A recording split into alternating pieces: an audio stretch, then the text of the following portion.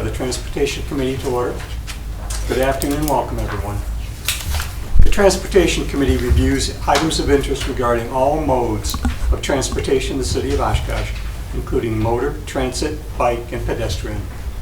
We are an advisory committee, and our favorable recommendations today will go before the Oshkosh Common Council as needed. The council can accept or reject any recommendation from this committee. If you don't agree with our decision, you can discuss the item with any council member. If the committee does not recommend an item, a common council member may sponsor a new ordinance regarding this item. Recommended items will be presented to the common council for their action at their next regularly scheduled meeting. The next scheduled meeting is on Tuesday, October 25th at 6 p.m. And you will be allowed to comment on the item before the common council. Members take action, so they will take action at that meeting. For this afternoon's meeting, I will read each agenda item, at which time, if you'd like to speak, please step to the podium and give your name and address. I do ask you to keep your comments pertinent to the agenda item. The item will then come back to the committee for discussion and action as necessary. The committee has adopted a public participation policy which provides 15 minutes for public comment. Citizens must provide their name and address and speak on matters related to transportation issues within the authority of the committee. Comment should be excuse me. Comment should be addressed to the committee members and not to staff. Items on the agenda should be addressed at the time of the agenda item. So this public comment is just for items not on the agenda for today. Statements are limited to 3 minutes, and citizens may only provide comment one time unless permission is granted. And written comments sent to the Transportation Committee will be distributed to the committee members and become part of the public record. Anyone wishing to speak on an agenda on something not on the agenda for today? Okay, please.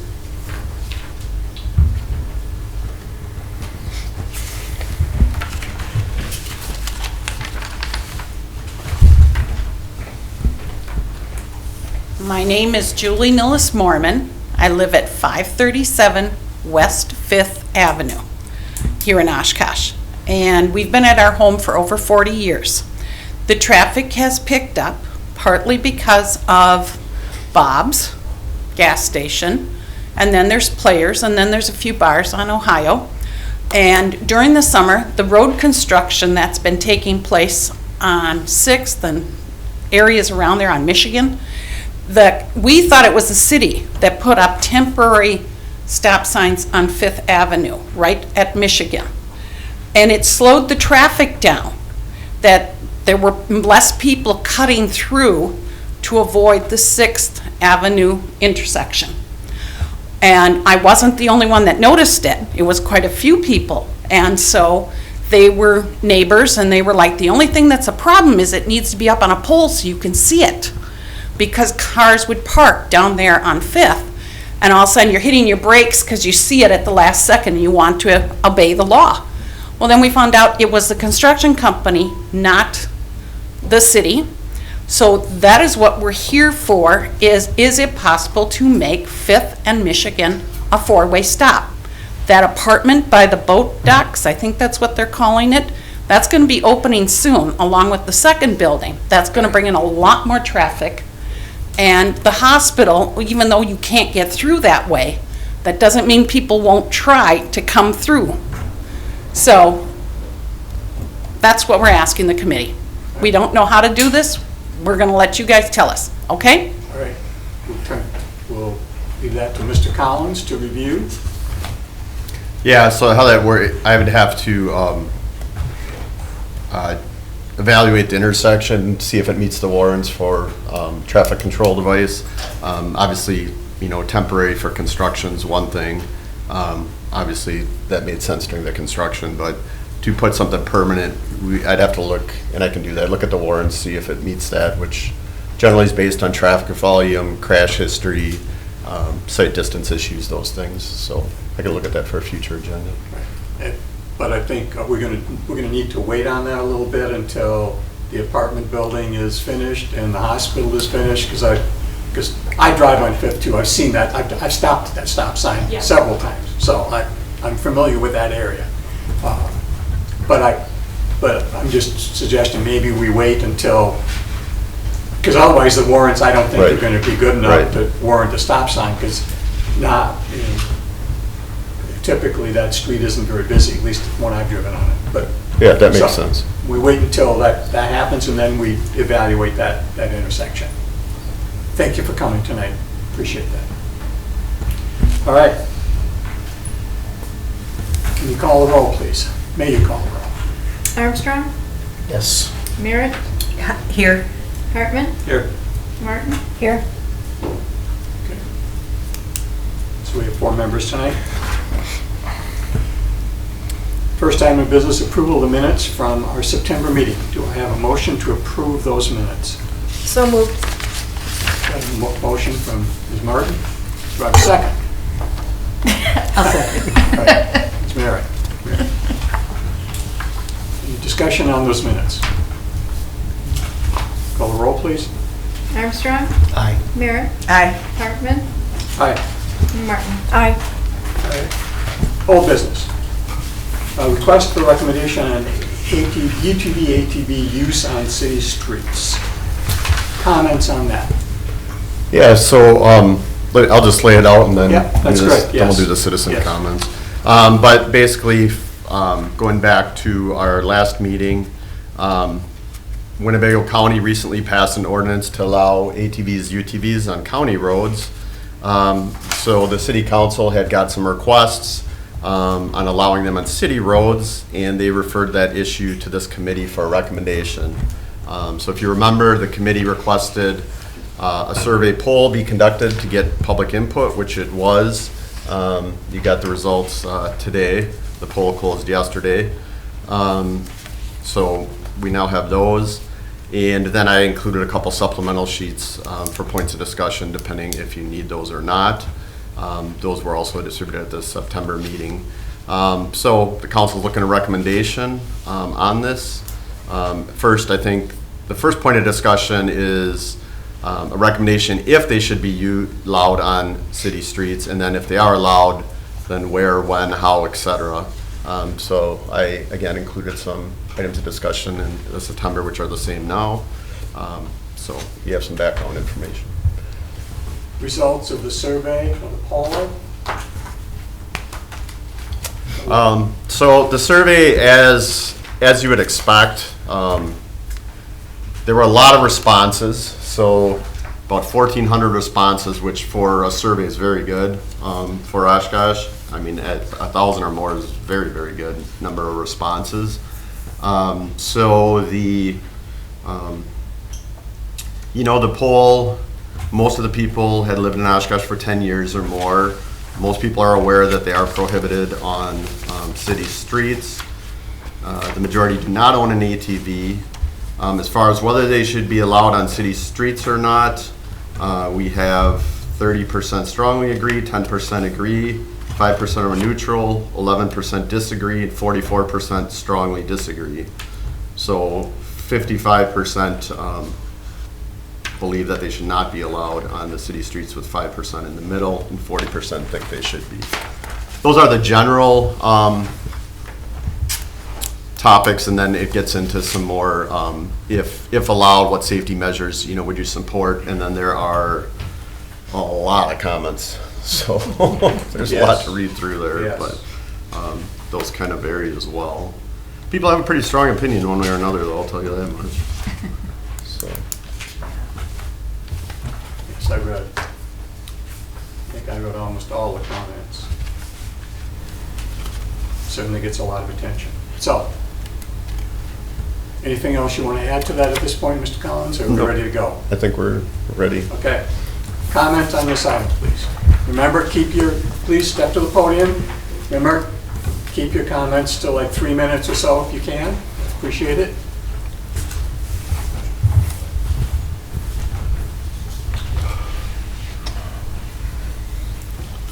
I'm Dave Schmidt.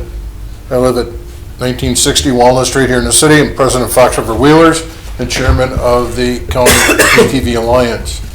We appreciate the poll going out. We got a lot of response as well. We respectfully request a copy of those results as a matter of public record. Again, we encourage you to make this happen and put a positive recommendation forward to the City Council.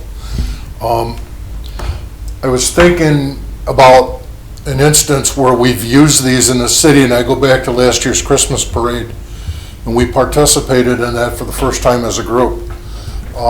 We had asked that we be allowed to go back on Broad Street to where we parked, go down the tracks, so we get our 18 machines down there without interfering in traffic. Unfortunately, somehow, that message didn't get out to the police officers that were down on Irving Street. We got turned back on the division, and we had to make our way back through all of the traffic and everything else. In saying that, what I look at is there were no incidents. All of our machines made it back through all the pedestrians and all the traffic and everything else because everybody that was participating was an alert driver. They took their time and they got back. I understand where everybody's concerns are. These machines have to follow traffic laws. Last time we were here, people had concerns about, riding on sidewalks, and that was one of the questions. We can't ride on sidewalks. These have to be ridden on roadways. We have to follow traffic recommendations. We have to follow traffic laws. Some of these machines, the side-by-sides, that ride more than one passenger or two passengers are larger than smart cars. Smart car weighs about 1,700 pounds. Weight on a side-by-side is 3,000 pounds. They're roll cages, they're seat belts, they're regulated and very well maintained and very safety conscious.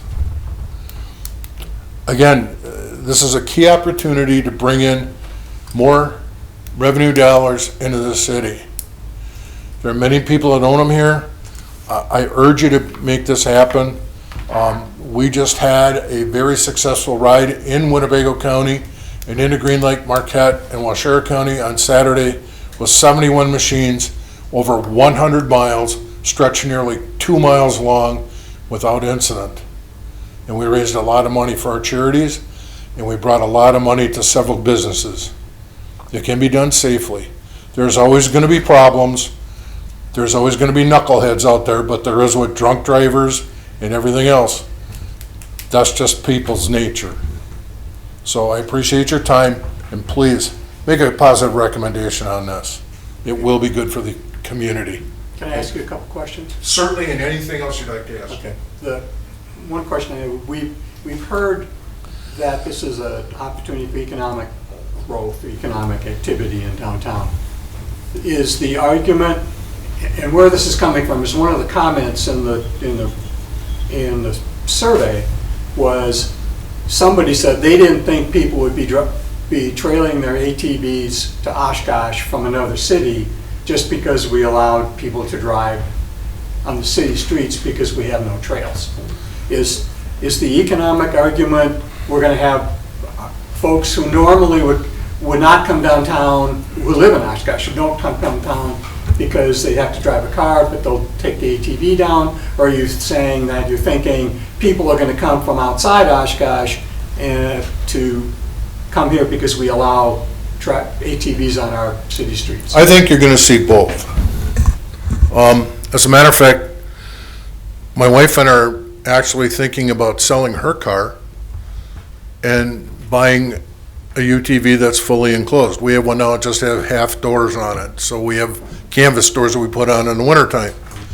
But if we bought one that's fully enclosed, it would have heat and air conditioning. So we've kind of talked about that.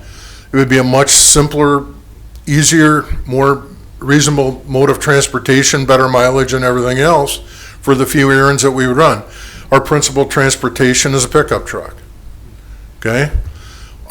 You may see that.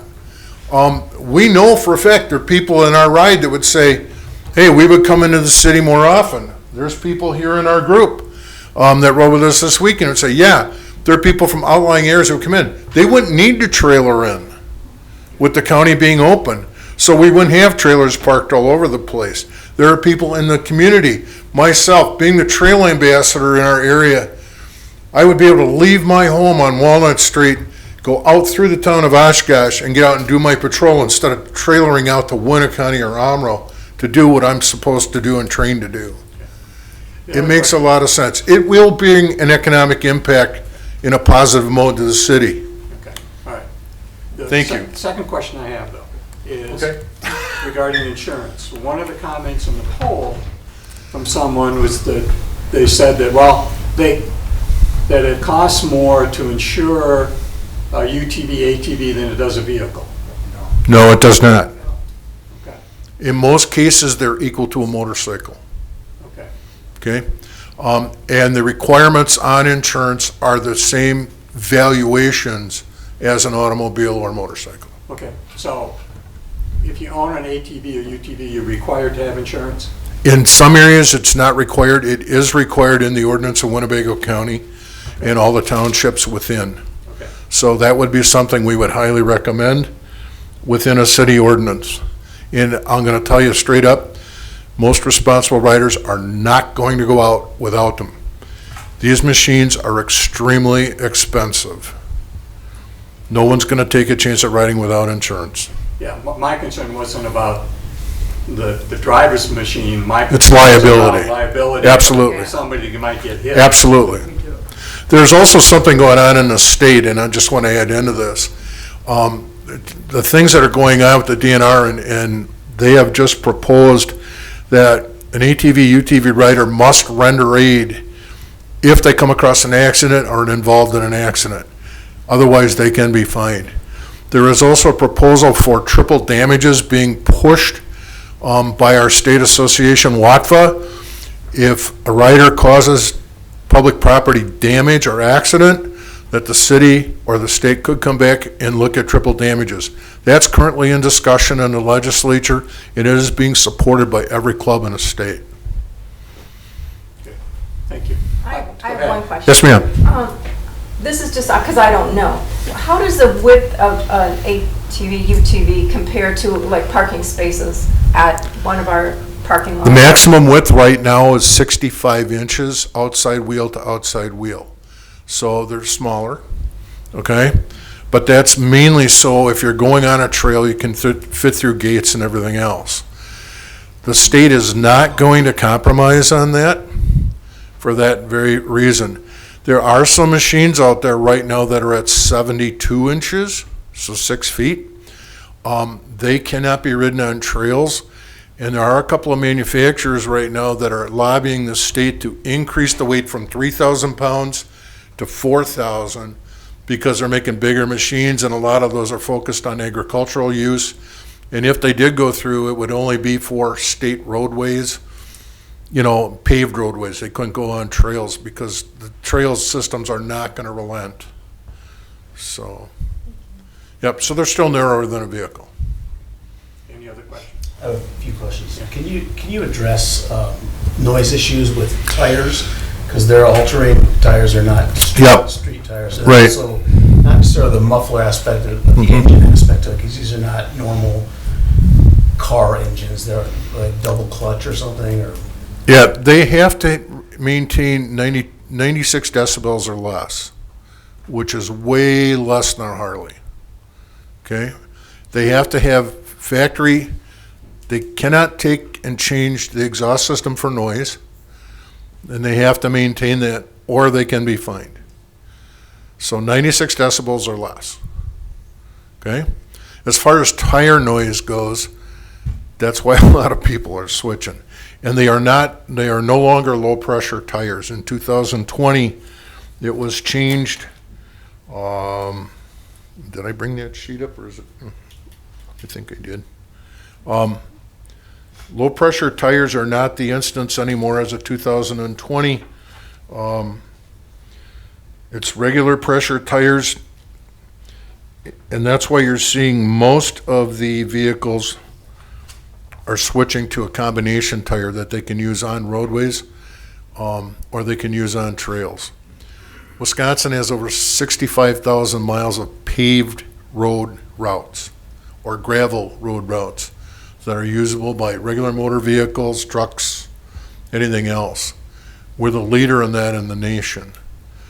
And that's why a lot of us are finding out, yeah, the knobby tires that these machines come out with, they're kind of noisy, but that's why people are changing them. In fact, tires are probably the fastest growing accessory in the UTV and ATV industry. And they're not cheap. They're way more expensive than car tires. So, And when you took your and I applaud you for making it a charity, but when you went your route, obviously you didn't go through any towns or cities the size of ours. actually, we did. We started out in Borth. We went just to the edge of Berlin. We had lunch at the VFW in Princeton. We went over to the log cabin through Nepoyescu, came back up through Waukah, went through Eureka, and got back through. We were going to go through Omro, but because of Oktoberfest, we changed route because it was too many people. Came back up over towards Winneconne, came back along the lake shore, and brought people back into Borth for the afternoon. So my question is, going through those municipalities, Mm-hmm. do most of them, are all streets in those municipalities open? Yes. To Yes. neighborhoods? Yes. 'Cause I see the ATV route signs. Right. In smaller rural areas. Mhm. And some signs say it's open all the streets, and some say it's limited to just the specific routes. Right. And I'm glad you brought that up. Yeah, that's true. Now, as a matter of fact, the city of Omro has on their, they did discuss it at their last city meeting, because they've had nothing but designated routes. They are looking at opening up all the city streets other than 21, where it goes right through the middle of town. And we agree with that position, simply because of demand and a lot of the people out there owning those. And actually, the route goes right across the Highway 21 bridge to 116, and they would have to get a variance from the state to allow 116 to go east to the edge of the city. So, Thank you. thank you. Any other questions? Thank you. You're welcome. And I can answer anything else if you'd like as you go through the meeting. Other comments?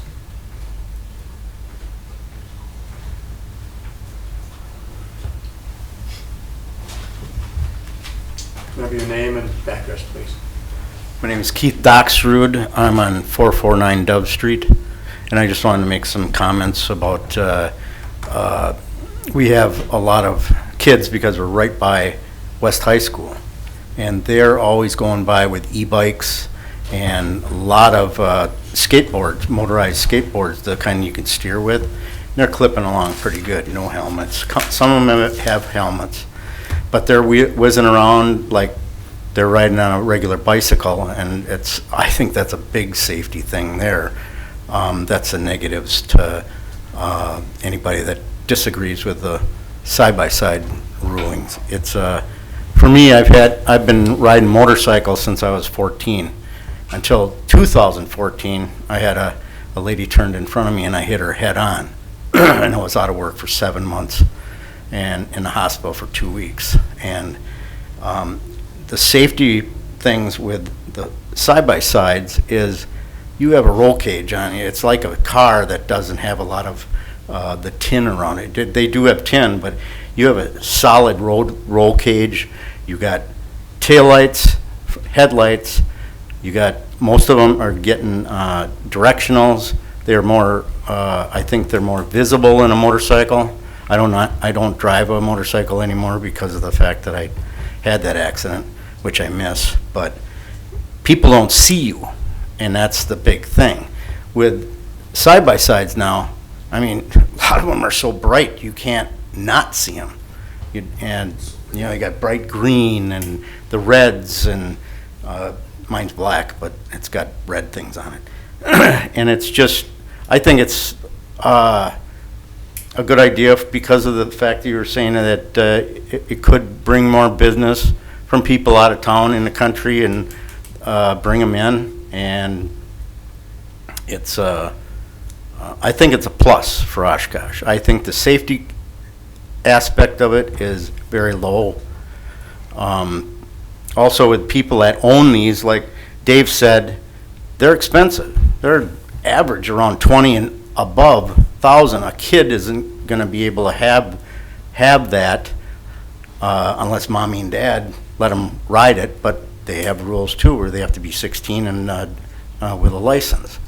And I wouldn't have a problem if my kid, well, she's grown now, but it's, I definitely would have to have safety precautions.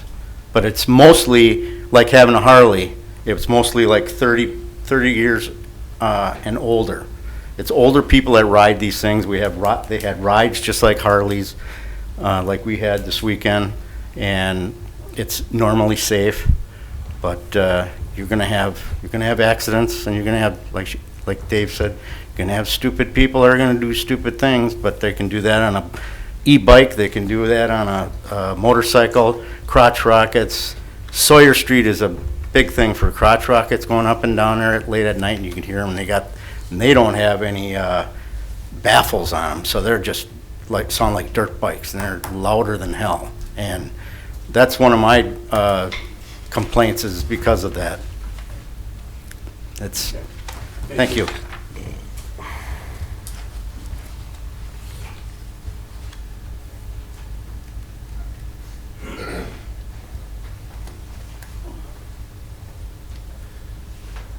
Good evening, Transportation Committee. My name is Christopher Driscoll. I reside at 426 Dove Street, and I'm here to ask that you would move forward on allowing ATVs and UTVs on city streets here in Oshkosh. When I think about UTVs and ATVs being allowed on city streets, I think three things come to mind. First and foremost is safety.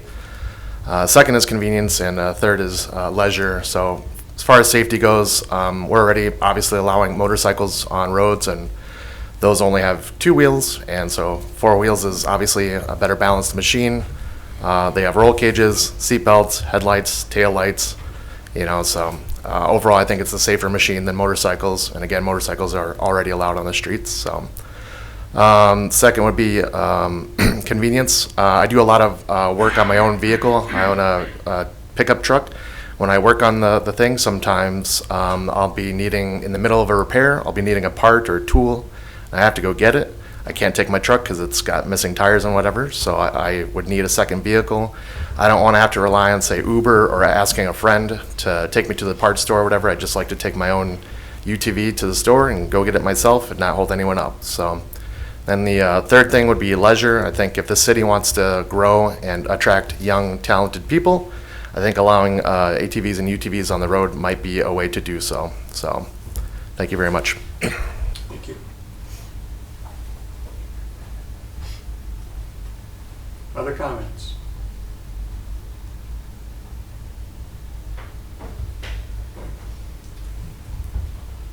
Bring it back to the committee. And before we do that, I think we have the chief with us today. Just, Chief, if you have any observations about this issue, I'd appreciate it.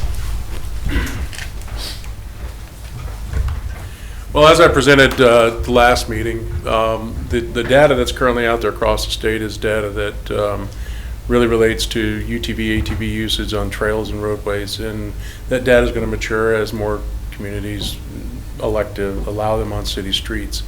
From a public safety perspective, I really don't have any. I can't tell you that they're going to be harmful, and that's my role here today as the chief of police, is to tell you that they're going to be harmful. I can't do that with the from a public safety perspective, with the proper regulations within the ordinance. We can potentially police it, but I will tell you that our staffing and our future staffing, this is going to be difficult for us to actually stop folks, do what we have to do to enforce it, whether it be through ordinance or through warnings or whatever the case may be. The other concern I would have is we're about to discuss e-bikes and moving e-bikes off of sidewalks onto roadways. And my concern is that we're putting a lot of new things at one time onto roadways. And so that would be a challenge for our community. I'm certainly more concerned about the e-bikes being on roadways than I am about the UTVs being on roadways. But it's a joining of all of these things together, which I think could be a potential hazard for our community. One of the issues that we've encountered with, or we became aware of, I guess, at the last meeting, was that if a person is driving a UTV or an ATV and they're under the influence, that if they're arrested or stopped, let me put it that way, that because the vehicle is not controlled by Department of Transportation, but controlled by Department of Natural Resources, the consequences are different. How does that, if someone gets stopped, how does that happen? What happens to them at that point? The consequences truly are different. It's an ordinance violation, and the graduated punishment for OWIs is not impacted by somebody who's driving a UTV, ATV. So if you have a revoked driver's license to drive a vehicle in the city streets, if we permitted UTVs on city streets, you could drive your UTV. You could have 4, 5, 6, 7 OWIs, 1 OWI, and you could still drive your UTV on city streets because of the DNR regulations associated with that. You can have multiple DNR violations for operating under the influence, and there is no reciprocal punishment as it relates to state code regarding OWIs. Now, there are elevated fines, if I recall, under the DNR ordinance for multiple violations, but it's a monetary fine. Fourth offense OWI is a felony and will get you prison time. So my bet is because we're a city, we can't institute a stricter consequence for driving a UTV, ATV under the influence than what DNR does. Because it's already outlined within state statute, no, you could not. We couldn't. No. And that's my non-lawyer viewpoint. I'll qualify that. So, do you support this being passed in the city of Oshkosh? From a police chief, I would tell you that I can't tell you that they're going to be unsafe. I have to look at public safety. My concern lies, again, with the joining of UTVs and e-bikes on the roadways, along with all the other traffic that's out there. We do have a lot of traffic that's occurring within the city. These aren't rural roads. I have a concern of safety because of everything that we're putting onto the roadways at one time. Especially if you look at downtown, we have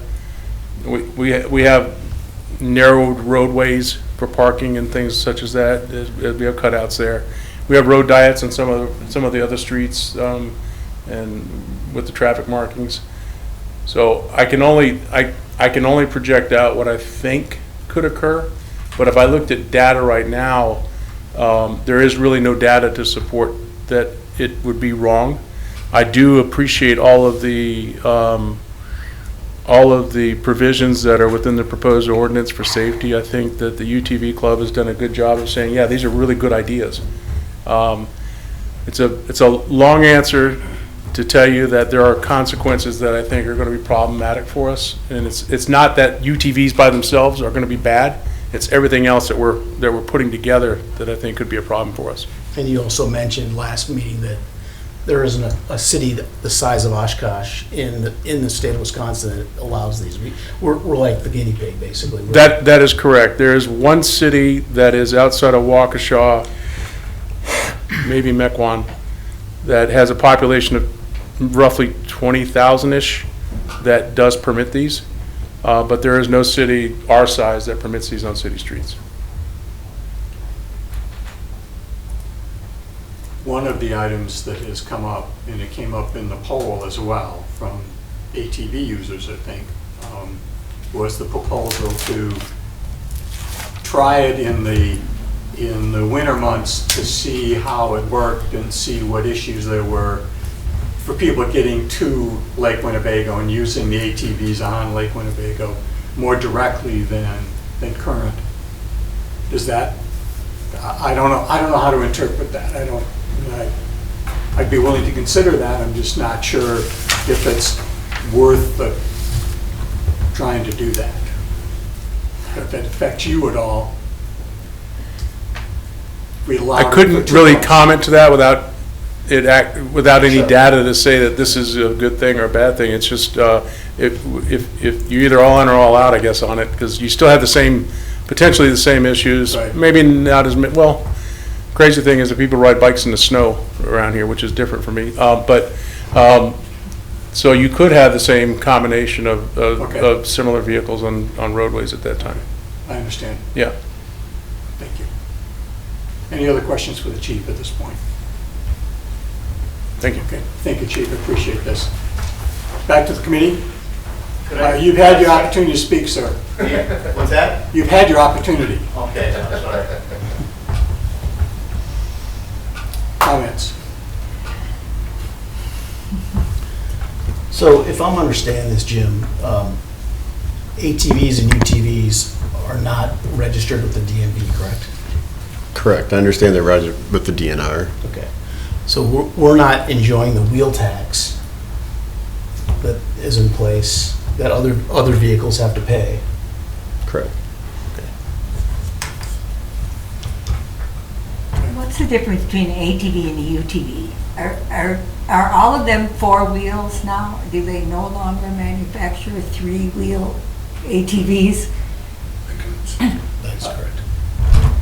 Go ahead, you can answer that question. An ATV is usually just one rider, it is all 4 wheels, okay? And it usually is 900 pounds or less, okay? And a UTV is usually for 2 people or more. There are some out there that have five wheels where they're actually straddled. There's one manufacturer that makes a machine like that. It's considered a utility vehicle because it can be used for yard maintenance, golf courses, those kind of things. So it has to be classified as a UTV. The way the DNR sees this now for simplification in the regulations, everything is classified as an ATV. They're in the process of changing that for 2026 because the popularity has changed so much and UTVs are outselling ATVs very, very rapidly. So you're going to see those things change.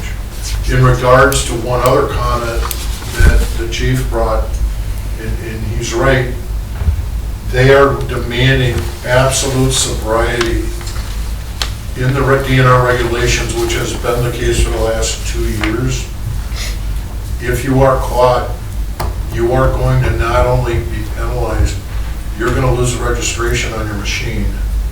And like I said, WADFA, the state association, and all of our clubs are pushing for the same thing. We will not stand for this drunk driving crap. And what we're finding out, I actually have a record of the state fatalities because I'm also an ATV safety instructor. What we're finding out is every one of the fatalities and things are pretty much because of safety violations, not so much drunk driving. Good. Yeah. Thank you. Thank you.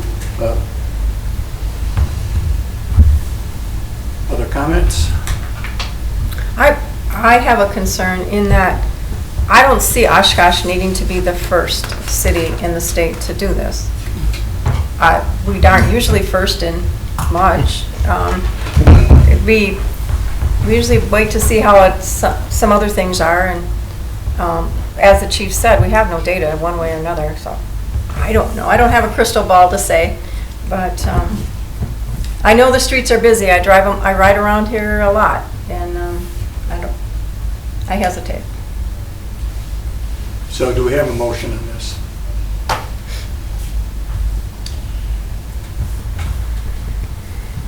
Is this, Were we done with the comments, or? I think so. Okay. Well, unless you have, I mean, you can do the motion and then still comment. So we have a motion. And it would be, I think the motion would be to approve ATV, UTV on city streets, and we would have to impose some restrictions on that. And so it would be fairly, I mean, I think the thing would be prove that that we'd approve some version of some ATV, UTV use, but we would have to have a very set number of restrictions. I mean, I think it would have to be certain streets, it'd have to be fully street legal. I mean, you'd have to have directional lights, front lights, back lights, insurance, all of those things. So I would ask the question, if we're going to make all these considerations and changes, why are we giving this group that? Why don't they have to pay a wheel tax? Why can't they drive on certain streets? Why do I have to pay a wheel tax and they don't? Obviously, safety is an issue, noise is an issue. I've talked to a lot of different people no one has said they want this. And if we have to make that many provisions, I think it's too soon for us at this point. It may come down the road, may be a better deal down the road, but I think at this point, we don't need to be the guinea pig, as you mentioned. And I just don't see it being, a very, helping the majority of our community. I did want to state again, as I did at the last meeting, we do own an ATV, but we keep it at our cottage, which is 100 miles from here. I understand that. Wheel tax is an issue. I think the kinds of restrictions we'd have to have are... The drunken driving's an issue too. Yes, yes. Different set of rules we're making a different set of rules for a group of people that is not really equitable. And we have the results of the survey, which were, 55 one way, 40 another. So that, the majority of the citizens who responded, and it was a good response in the survey, were not supportive.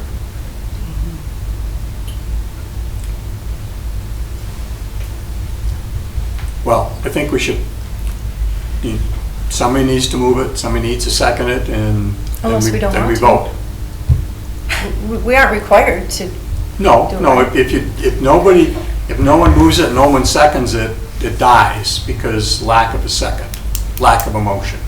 That's parliamentary procedure. Everyone, hundreds of meetings, I know those rules.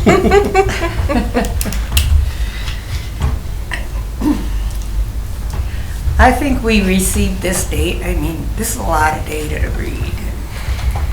I don't know that I have enough information to move anything forward at this time.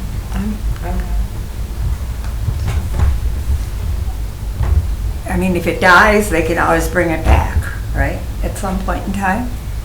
Well, I mean, you could, I don't like to do this, but I know we just got the results later this morning, and I had marked out time in my afternoon to read the material. I'm sure not all of you had that opportunity, so it was a fairly extensive. I read all the comments. Yeah, I did too. It was, yes. Just paging them, you can pull out the negatives Yeah. pretty easily. All right, if we don't have a motion, all right, it dies for want of a motion.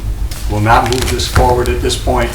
It's something that can come back, but at this point, we're not willing to do it. We don't feel comfortable with where we're at. So, folks, I appreciate you coming. I'm sorry it didn't turn out the way you hoped it would, but it doesn't mean it's dead forever. All right? Can we get a copy of the survey results? Oh, absolutely, absolutely, yes. You have an extra copy? Actually, we don't mind. Actually, also, it's online as well. If you go to the city of, oh, you got one. All right. If you go to the city of Oshkosh website and then you go to the transportation committee, all the materials are publicly available. So we'll also get it on there. It's on there. It is, okay, it's there already. All right. You got, if you guys want to leave, you can, otherwise you can stay and listen to our next agenda item, which is, It's the previous issue. Kind of ironic we're talking about this in the same meeting, isn't it? I know. which is e-bikes. All right, so this is a request to regulate e-bikes. This was a council member request. There's been a growing concern from council and from the community regarding e-bikes and where they're allowed. As Chief mentioned, they become increasingly popular. They can go relatively fast, but conversely, they may be used responsibly and safely and can be a good option for persons who might otherwise struggle bicycling or staying active. So generally, e-bikes are granted all the rights and responsibilities by statute to traditional bikes. So currently, the e-bikes are regulated the same as pedal bikes. That means they're allowed on roads, whether it's a bike lane or not, on sidewalks, and anywhere else a bike is allowed. I attached a document to show you where different types of devices are currently allowed in Oshkosh. You could use that for a reference as well. There's a lot of different options that we could look at, and I'll just give you some of the highlights of what we talked about. There's option of status quo, where bikes and e-bikes could be allowed on sidewalks, as they currently are. You could ban all bikes from sidewalks, and they must be on the road or in the bike lane. That means they would be in the travel lane. Currently, bikes are considered a vehicle, so they are allowed on travel lanes. Banning them from sidewalks, the disadvantage to that would be some of you that have been on the committee or paid attention to some of these issues over the years. When we put bike lanes in the first few iterations of that, there were some people that want bikes on the streets, they're using it for commuting and et cetera, and then there's other people that are like they should be on the sidewalks, especially for younger people and children and things like that. So that is an option, but then realize if you ban them on sidewalks, that means children also can't ride their bikes on the sidewalks. And from what I understand, because state statute currently regulates them the same, we have to regulate them as the same. It wouldn't be possible to have an ordinance overrule the state statute, so. So e-bikes and Are the same. pedal bikes are treated the same Right. in state law. Yep, until state law changes, that's what we're stuck with. Another option would be that bikes and e-bikes are allowed on sidewalks, with e-bikes only operated in pedal mode without the power unit engaged. And they must be on the roadway and the power unit's engaged. The concern with that from law enforcement is determining whether they're actually engaged or not, and it's difficult to enforce. Restrict bikes and e-bikes on sidewalks where a building abuts the sidewalk. That would mean bicycle riding would be permitted except as prohibited in a subsection or otherwise regulated by the municipal code. Another option would be to designate areas where biking is not permitted on the sidewalk. For example, you could say, all right, well, downtown on Main Street, maybe on Oregon Street. You'd have to create a map in the ordinance and install signage. That would, again, be somewhat difficult to identify and for people to understand where they could operate an e-bike and where they could not, and it would also be difficult for enforcement, I believe. Another option would be to restrict bikes and e-bikes on sidewalks where businesses ingress and egress abuts the sidewalk. There you could ride your bikes on the sidewalk, except as prohibited in the subsection again or otherwise regulated. So after talking through all these options and talking with Chief, staff is recommending taking a measured approach that we can revisit as issues arise.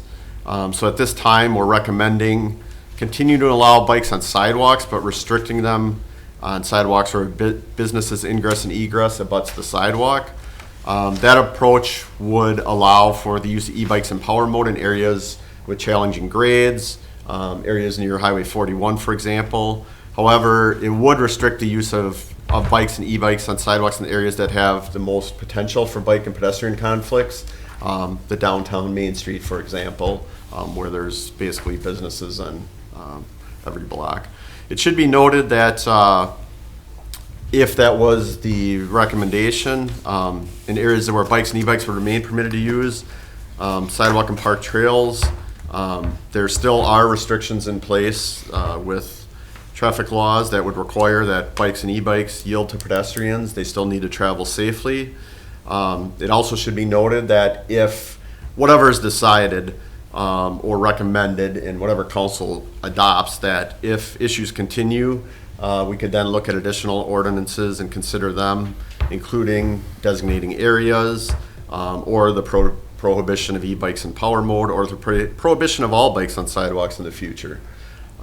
So that's where we're currently at, and I think this is it's a somewhat difficult issue to tackle, and as even some of the ATV people had alluded to and Chief spoke about, there's just so many different things out there, and it's, trying to decide how do you regulate all those different vehicles is quite challenging, and I think it's something that hopefully the state will take further action on in the future, but right now it's kind of up to the municipalities to work with the state statutes and try to make it the best we can for our citizens and visitors here in Oshkosh. Thank you. Comments on this issue?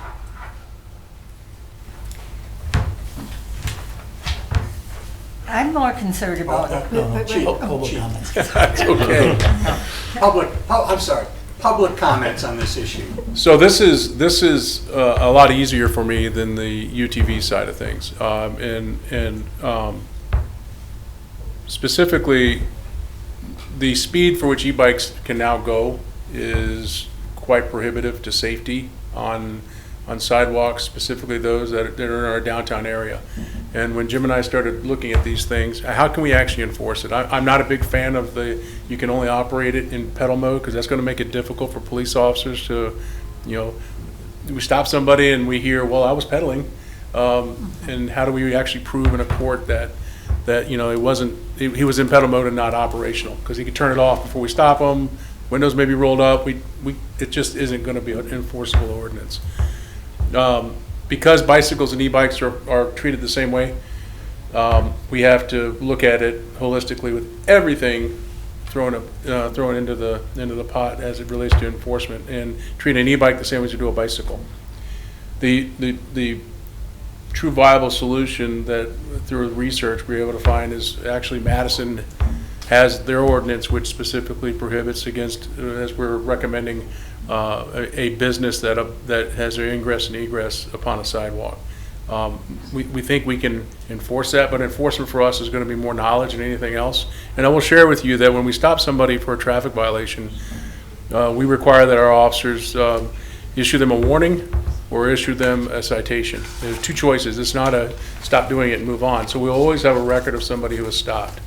And finally, tragically, over the last couple months, there was an older gentleman who was hit by an e-bike on a sidewalk in Menasha and died. And I think we need to do all we can to prevent those things from happening. Technology is surpassing what state legislature is able to do to regulate these things, and we have to do what we can to try to keep our community safe. So I am in favor of putting e-bikes on roadways, on businesses that abut, or sidewalks that abut a business ingress and egress. I think we can enforce that, and most of our enforcement, again, will be public knowledge. Hey, you shouldn't do this. And if we do go down this route, I anticipate that we'll have a communications plan that says, hey, you can't do these things. Our community members want us to do something. You can't do these things. Don't do these things. There could be consequences if you do. So part of this would be some sort of communication plan, if it gets approved by the council. Yeah. Some sort of communication plan. Yeah, we would probably lead that effort at the police department. We have a pretty significant following on our social medias. Sure, yes. And we would probably use that as just another avenue to communicate to the community that this is where we're headed if council approves the ordinance. And we want our community to understand what the ordinance is, and please don't do it, with a whole lot of please first, so. Yes. Okay. So currently, electric scooters can ride on the road or the bike lane. And that's like just this little thing, like a skateboard with a handle, right? Is that what we're talking about? No, we're talking about the traditional bicycle. Well, I'm more worried about these electric scooters. We're talking about the e-bikes right now. We actually already Do you consider prohibit that an scooters. e-bike? No, we prohibit scooters already within the city ordinance on sidewalks. Okay, It's already within the ordinance. okay. Yeah, if you look at that chart, Evelyn, it's so, It's an They're hard X to there. see. yeah, the Transportation Committee took that up a few years ago. So currently, the electric scooters are only allowed on roadways with a speed limit of 25 miles an hour or less, or bike lanes. Okay, So we prohibited them on sidewalks a few years ago. okay. Because that's hard, I think they're hard to see, even on the road. Yeah. You're not looking for something that tiny. An Right. e-bike, at least we're used to seeing that design type vehicle on the roads. And it's just the speed for which they travel. And that's the real concern that we have is some of these e-bikes can travel 25, 30 miles an hour on a sidewalk, and they're just going to get more powerful as they develop. Thank you, Chief, we appreciate that. Other comments on the e-bike issue before we bring it back to the committee? I do Seeing under, none? well, Go I just ahead. have one comment, and that really has to do with the regular bikes too. So I understand that they're together, so I would support this, not where the business abuts to the sidewalk, that makes sense, but not totally off of sidewalks because of the number of children that need to ride bikes to get to school. And their safety is of concern too. So I'm glad we're not saying nothing there, but I do, yeah. This makes a lot of sense. Yeah, and if I give one further comment, when we evaluated this, one of the things that we had concern about is, if you drive up Witzel or drive up 9th, and you try to hit a roundabout, I ride a bike all over the city anyway, and I get on the sidewalks because I'm not comfortable riding my bike on the street. If there is a bike lane, I'm not gonna take it because I don't trust who's coming behind me, because I know how traffic is.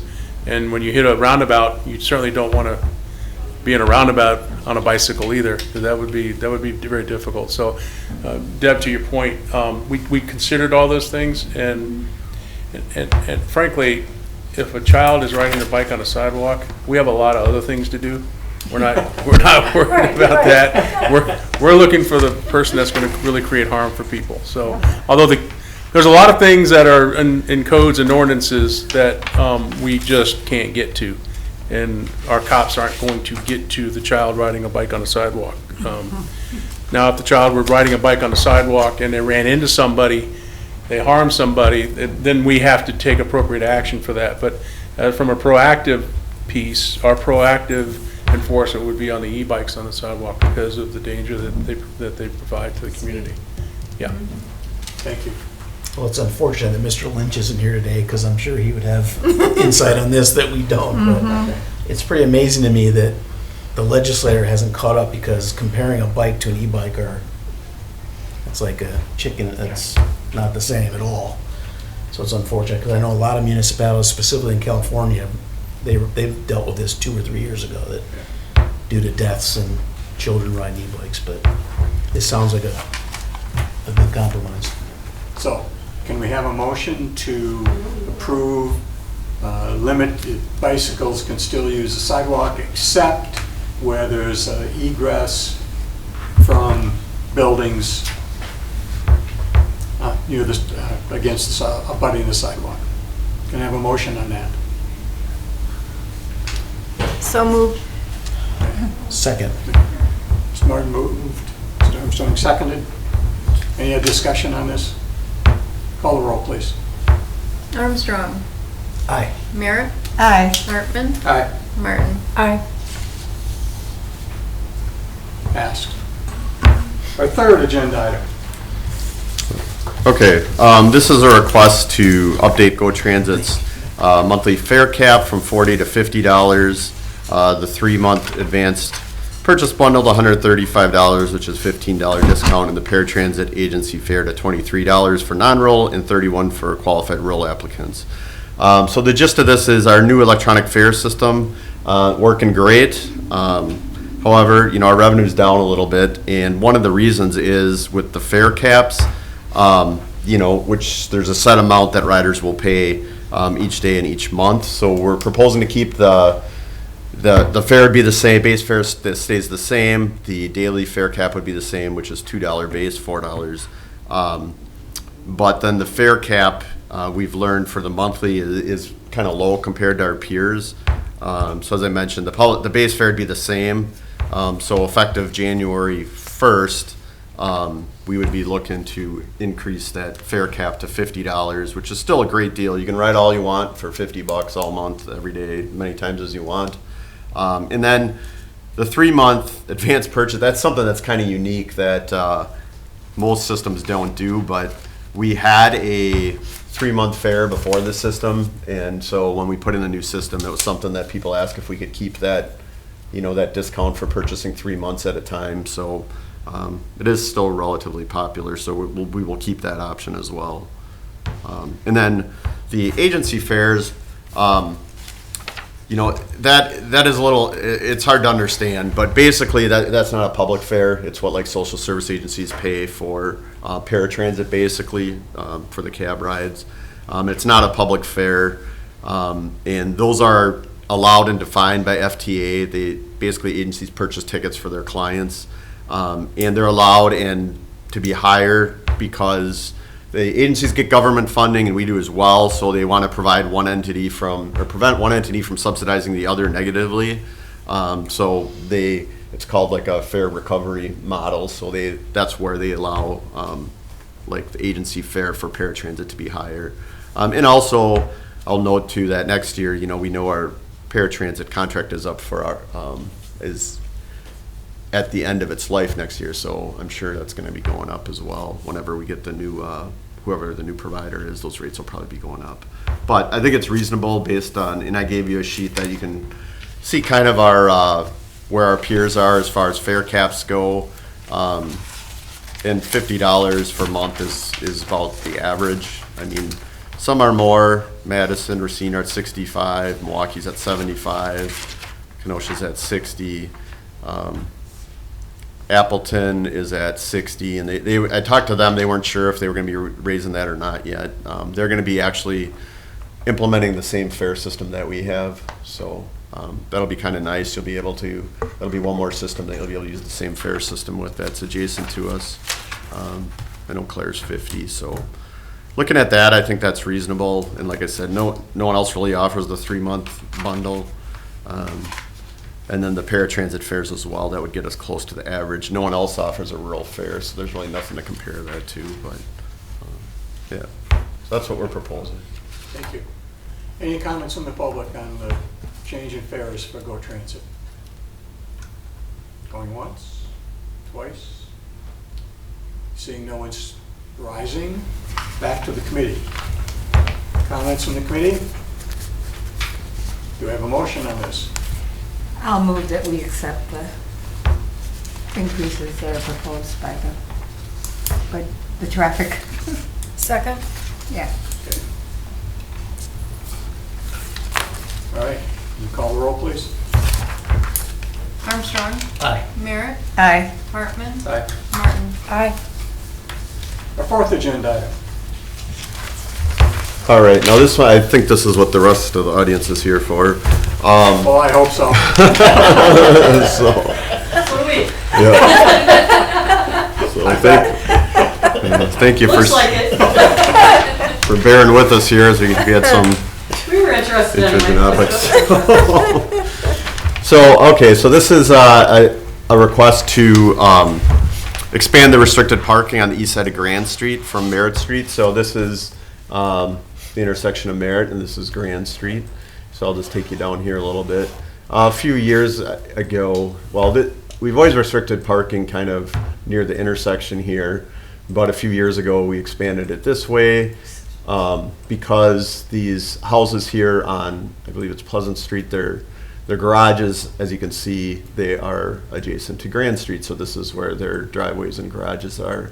So we did expand that a few years ago. However, the gentleman that contacted me, they now are having issues here with these driveways. And if cars are parked right behind them here, it's already, I mean, it's a very tight street. There's no doubt about that. So they're having difficulty getting in and out of their driveway. And then there's also, just for reference, this is a group home, I believe it's Advocap there. So there's a little more traffic there as well. But parked cars are making it difficult for those vehicles to maneuver.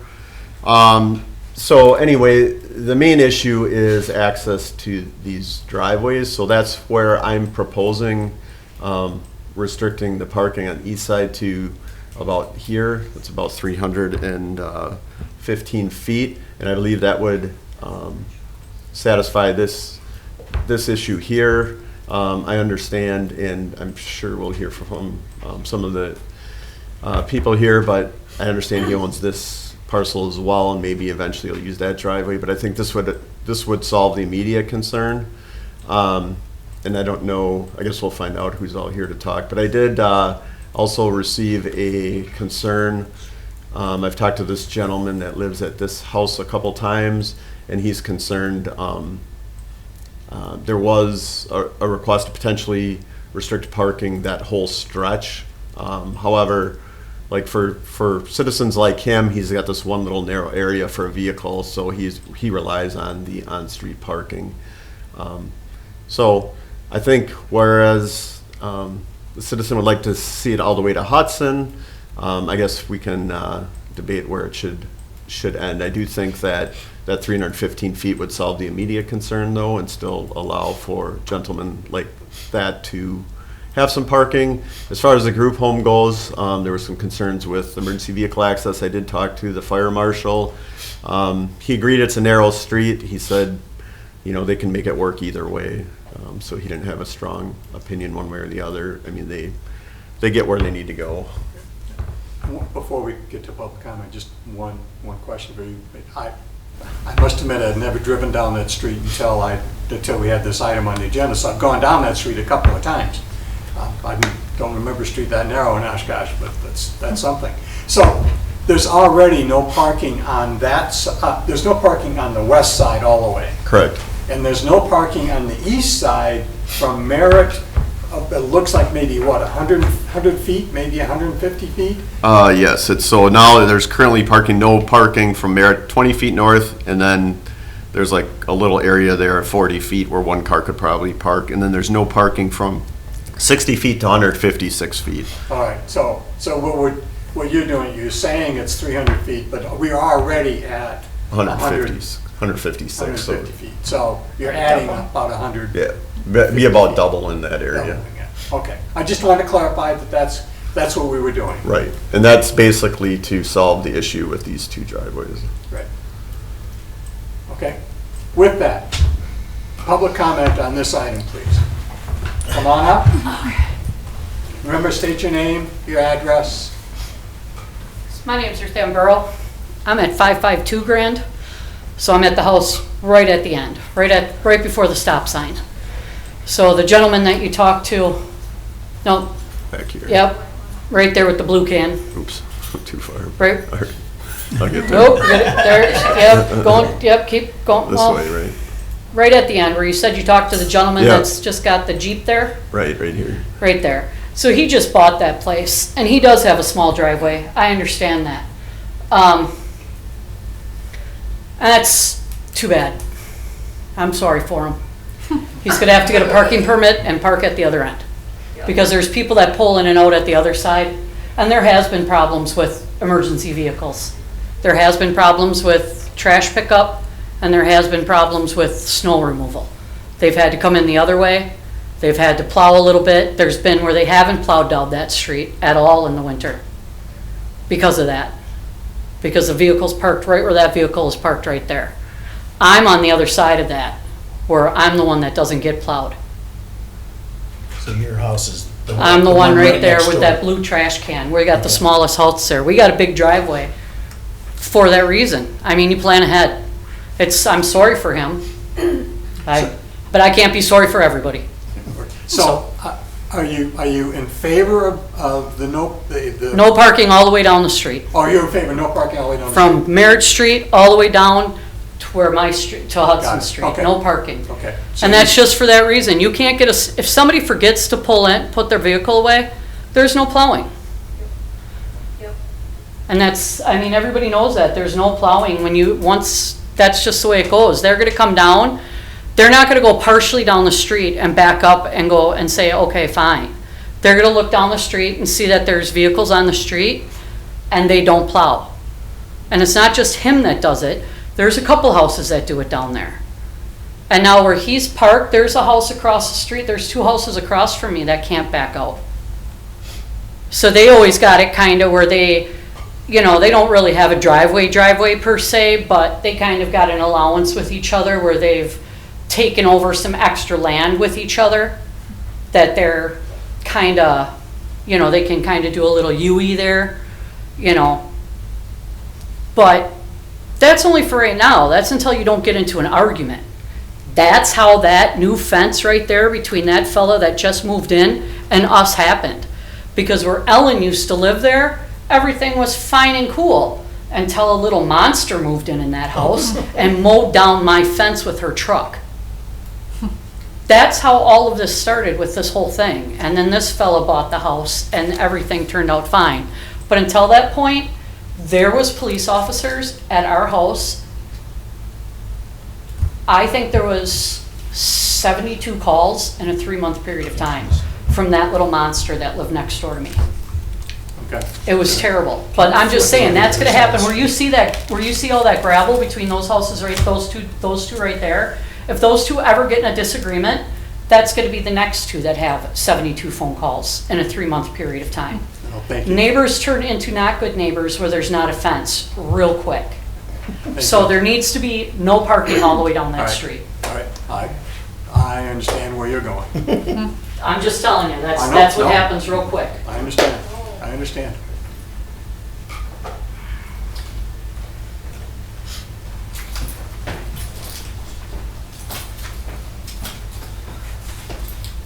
Hi, my name is Chris Steinke. I'm at 520 Pleasant. I'm actually the one that made the complaint and requesting for my driveway. And boy, am I relieved to hear that you guys are all for it. I was nervous. I mean, there's trees on the other side too. Don't Yes, forget the trees. yes, I'm very I'm sorry, I nervous. forgot about them. When I originally requested it, I requested for Merritt to Hudson for the whole stretch. I do have a picture here with me of a fire engine that is blocked by a car. And my question is, if it's you that lives past that, or a family member, a parent, is that 1 or 2 minutes of that fire engine or that ambulance not being able to get through? How do you feel if that's your family? That's a problem in my eyes. So what I did is I looked up, and yes, Jim did talk to the fire marshal because I called him. I looked up state fire code law, and the state fire code requires that there be 15 feet unobstructed width for emergency vehicles to get through. Today, when I took my tape measure out and measured from curb to curb, it is 17'4" from one curb to the other at my driveway. That leaves 2'4" for a vehicle. I don't know any vehicles that small. An e-bike, there you go. And that is considering that every fire engine in Oshkosh from Pierce Manufacturing is 98 to 100 inches wide, not including the mirrors. So if there's any vehicle parked on this road, they can't get by. And I've been there since June. I've seen it personally twice. I have other people here that have lived on this street for a decade or more that have seen it even more than I. I think it's absurd that if a fire code says there should be no parking on this road, when the fire marshal says, I thought there was no parking on this road, that a fire truck has to sit there and blare on its horn to get somebody to move to help save a life or somebody's home. there shouldn't be a problem. There shouldn't even be a vote. It's fire code. It should be abolished. That's all I have to say. Actually, I do have one more thing if I can. On the map, I printed off showing where the parking is. If it was just for my parking, the other issue is if you go just past my property, there's a fire hydrant on the left, just past where that car's parked. It is too close to have a car parked across the street from that by fire code as well. And then further down by this couple's home, having a stop sign right there, cars can't park there. So then if we're not talking the width of the street fire code wise, you're talking 2 or 3 houses of that stretch that you're allowed parking, and the rest by fire code should not be. So, you're saying there should be no parking on On either both, s- on either both side of sides. the- On both sides of the streets? On both sides of the street. On the one-way road, absolutely. By fire code, there is not enough room for fire access, emergency access for anyone there. Okay. And there is that group home there, that they have emergency vehicles there on a regular basis. And unfortunately, that is one of the houses that has people parked where they don't even get close enough to the curb the most. Okay. But myself and a couple other people, I think there's 6 driveways that have 2 cars or less parking. I had to get rid of my trailer because I have nowhere to park. I had it on my lawn, I got in trouble for it. I can't park it there. I had to sell the trailer. It's just the way it is. So, thank you. Thank you so much. Appreciate that. Any other comment? Good, right? Good evening. My name's Jeff Ellman. I'm at 514 Pleasant Street. I have been in my house for 17 years, and everything that Chris was saying is exactly right. I have a truck, and there's also, at the end of my driveway, I have a utility pole right here. And especially in the wintertime, when you're trying to back out, trying to hit that, trying to, turn, because once I pull out, my truck is almost at the end of my driveway. I have a very short driveway. So your driveway goes into on Grand? On Grand, correct. Okay. And I'm a unique, because then the front of my house is Pleasant Street. Got it. Yes. So, yes, and then when they put those 2 signs up for the no parking sign, they actually put the one like on a third of where my driveway is. So that even makes it even more difficult for me because that pole is there now, but cars are still parking here. So I can't back and maneuver. So it makes it very difficult for me as well. And several times since I've lived there, I also have seen the fact that fire trucks, ambulances are going down there and they have to stop. Like he said, they're blowing the horns, nobody's coming out. Now they're backing up, trying to back up all the way back down Grand Street, get on Merritt Street, then come down Pleasant to go down to the end of Grand where they were headed to. So my wife is handicapped, and all I know is that if something happened, and everybody knows minutes, depending on what's going on, those are fragile. Those are fragile time. So I personally, I would also like to see no parking go all the way down. And like you already had said, there's already no parking on the west side of Grand. It's just not the east side of Grand, but I think it should be. When I drove down, it looked like maybe a third of the east side had parking, maybe about that. Yeah. Parking only goes up to, the no parking sign only goes up to what, 548? Yeah. Or 548. Okay. I just assumed that it was all the way down. I just know it's, Right there, that white house is where the no parking stops. No, right there, that white house right there. With the trash can.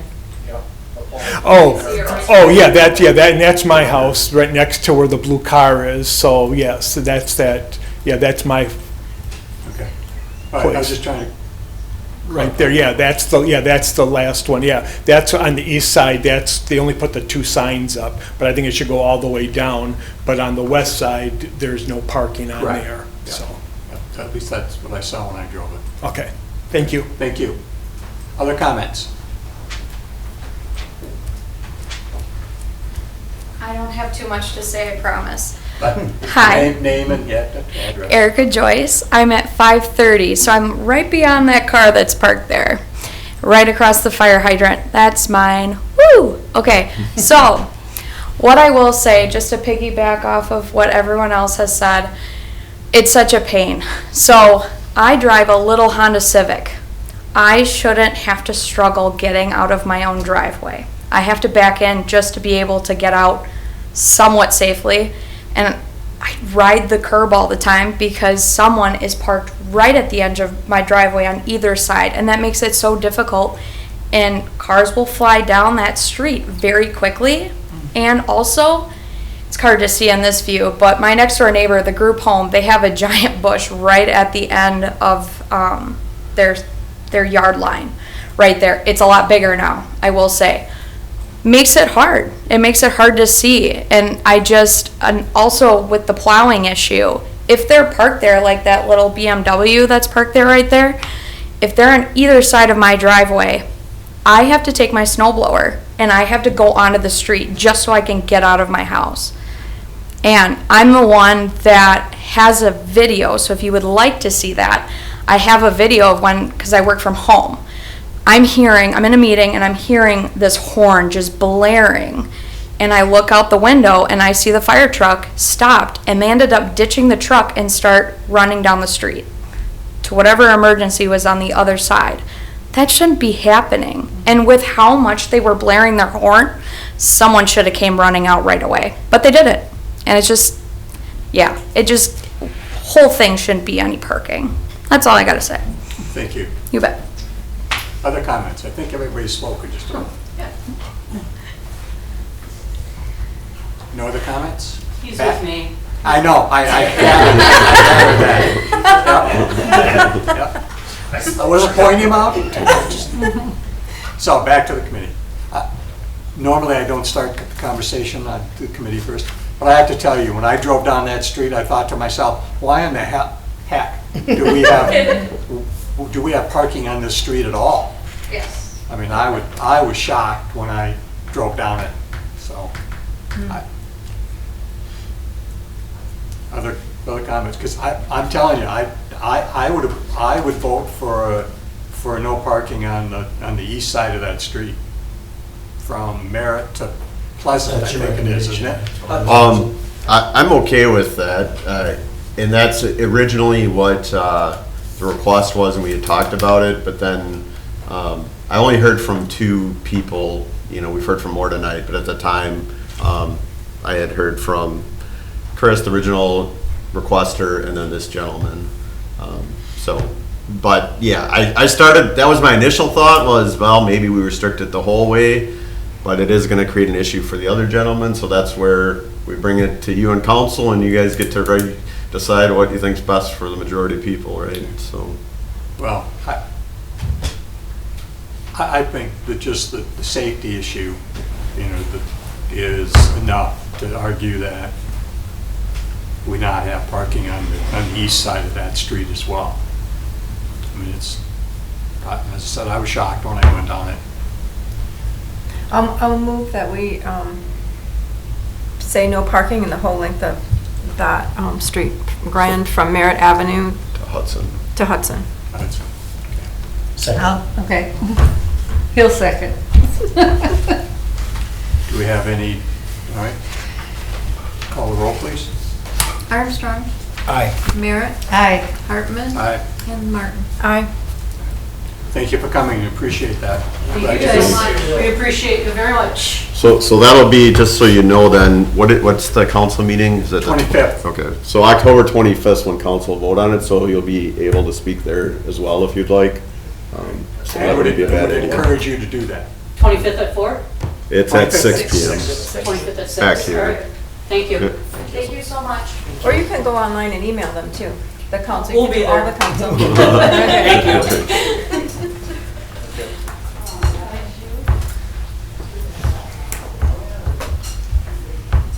This is the longest meeting I've ever All right. It's a good thing this wasn't Tuesday. Yeah, I know, it just kind of, all these issues just kind of converge at once, so.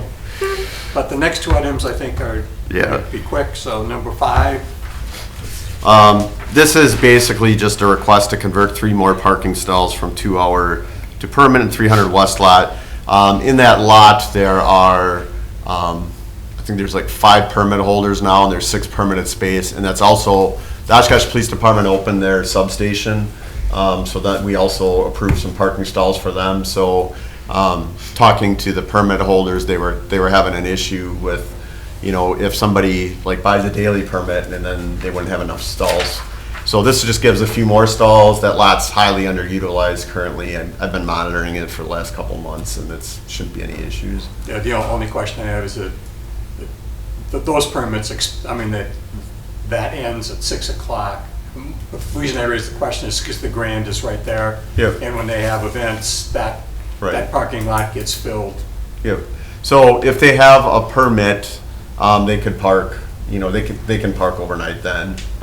Okay, but they can't, so it wouldn't be available to people who were going to the Grand that night? No. Okay. However, that's, you know, that's currently how it is, and with, so there are a couple of answers to the Grand parking. One is, it seems, I've been down there for events as well, and people find somewhere to park. It's kind of like Waterfest. I agree. You know, people, there's on-street parking, there's the lot across from the Grand, there's the Gunders, what we call the Gunderson area, which is the gravel lot. There also is, and that's public knowledge, there is a proposal to expand the Grand to do like a drop-off and pickup entrance, and then that would also be expanded parking just to the, my directions, north. Yeah, so that would be an additional options. So yeah,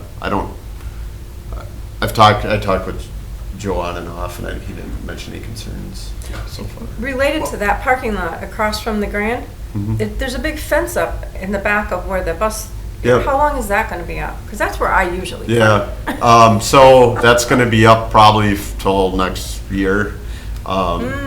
So, but that is for the new transit platform. They just started demoing the old Grand Office building today. So that's gonna be the new transit platform, and then the public waiting room and restrooms. But then we're also redoing that parking lot in conjunction with that project. So that'll be reconstructed as well. So you might lose a few stalls in that parking lot, but with the fence, we asked them to maintain as much parking as they could for as long as they could. So that's why they kind of limited the fenced area right now. So they said they'll be able to kind of work through that area until next summer, and then they'll probably have to, obviously they're gonna have to close the parking lot while they finish that for a couple weeks, but yeah. Okay. Do I have a motion to approve this? So moved. Second. Call the roll, please. Armstrong? Aye. Merritt? Aye. Hartman? Aye. Martin? Aye. Last item. Convert parking areas on High Avenue. Yeah, so this is we have recently implemented the passport permit system as well as the mobile app, and it's been successful. This area on High Street's highly underutilized. We meet with the university every quarter, and they said they still have parking issues. Like they've always had a shortage of parking over the years. It's probably gotten a little better since enrollments went down. But anyway, so we have some areas where we have the paid app parking, which generally it's near this Rockwell, and then up here across from the College of Nursing. There are some permit areas. I went a little too far, but then there's the app-based parking's kind of in this general area across from this parking lot. But then there's an area of city permit parking up here once you get over by Culf and further up that way. And that area is highly underutilized. I looked, and there's about 2 permit holders, and it would be this area in front of Culf is all permit parking, and it's city permit. So you'd have to go to City Hall, and you can get a permit for $30 a month to park there. But most people that are using that area aren't aware of that, and or they're probably not gonna go to City Hall. This would allow them to do the paid parking through the app. It's $1.50 an hour, I believe, if I remember correctly. So they'd be able to park all along here for any events and or students for class, anything. It would give the city a little bit of revenue and also would allow more parking options. So it'd be that area there, a little bit in this area, and then past Osceola, adjacent to Gruenhagen, there's also an area of permit parking that I've actually honestly never seen anybody parked in. I drive that way a lot. I'm very rarely a car. Yeah. So this area too is all permit parking. And it's ideal for parking because you have 2 lanes of traffic, you have a bike lane and a parking lane. So why not utilize that and, help provide some more parking options and make a little revenue at the same time. So that would be the request. Just basically, it would just be converting what's already permit parking from monthly and annual permit parking to app-based permit parking where people can use the app and pay by the hour. And that's ours just because it's the city street, right? Yes. There's no other reason that. Right. Yep, it's a city street. Are there people just parking there without paying? I would think there's people. They do, and I've seen the police officer ticket them. Oh, So okay. the Oshkosh Police does, now that we have parking control officers, they do patrol that area. But it's a convenient place to park if you're going to the student center. Student center, because you just have Yes. that block Yes. across there, so I've Yep. been to events and that would be convenient Yep. for, And the same thing for events at Culf, Yeah. right now, nobody parks there, or not many, because it says permit parking, and people are like, well, where do I get a permit? So, I think this is a good idea. Yeah. Yeah. I do too. Do we have a motion? So moved. I'll second. Call the roll. Armstrong, Aye. Merritt, Aye. Hartman, Aye. Martin. I, Staff statements? I only have one. The mayor just asked me to pass on that there's still one opening for an alternate member on this committee. So, as well as there are openings on some other committees as well. If you go to the city website, you can see what the various openings are. I thought I brought that, but anyway, he just wanted me to mention that there are openings on the boards and committees. This one, there's one, but there's also openings on other boards and committees. Well, these meetings are exciting, so good recruitment. are in the know. Any future agenda requests? I did want to make one comment. Over a year ago, we put no turn on right on the intersection of 6th and Ohio. And since then, I've noticed you put up an electronic sign. I think that was a really good idea because it was sometimes hard to see that no turn on, no right turn on that stop. So it's commend to you that you put that electronic sign up, making it much more visible. Yeah, thank you. That was a result of one of the people that works at the business on the corner calling me a lot, telling me, he's like, nobody's paying attention to that. They're still doing it all day long. He said, I watch people and they almost get hit. So we did get that electric sign, and hopefully it helps. Squeaky wheel. Yeah. Well, it's similar to, you may remember Merritt in Maine, which we went back and forth. It was no. Yes.